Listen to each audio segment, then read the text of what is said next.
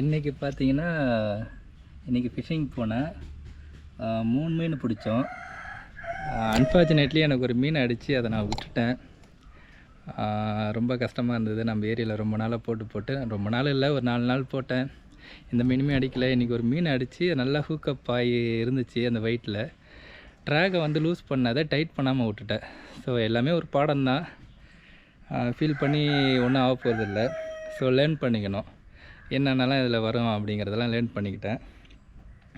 அப்புறம் என் கூட வந்த அண்ணனுங்க பால்ராஜ் அண்ணன், ஆல்பர்ட்டு 2 பேரும் மீன் பிடிச்சாங்க. பால்ராஜ் அண்ணன் 2 மீன் பிடிச்சாரு, ஆல்பர்ட்டு ஒரு மீன் பிடிச்சாரு. நான் வேறு ஃபீல் பண்ணிருந்தேன் ரொம்ப மீனை விட்டதை நினச்சி. அப்புறம் கடைசியாக போகக்குள்ளே எனக்கு ஒரு மீன் கொடுத்தாங்க. அதுதான் இந்த மீன். இதை பார்க்கக்குள்ளே கொஞ்சம் ஆறுதலாக இருக்குது. இருந்தாலும் அந்த ஒரு மீனை விட்டதை நினச்சி எனக்கு கொஞ்சம் ஃபீலிங்காக தான் இருக்குது.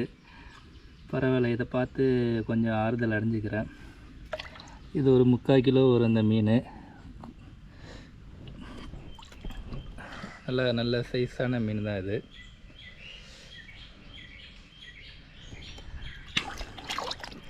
அங்கிட்ட எடுத்துகிட்டு வந்தேன், கொஞ்சம் டல்லாக இருந்துச்சு. இப்போ தண்ணியில் போட்டதும் கொஞ்சம் பிரிஸ்காக ஆகிடுச்சு.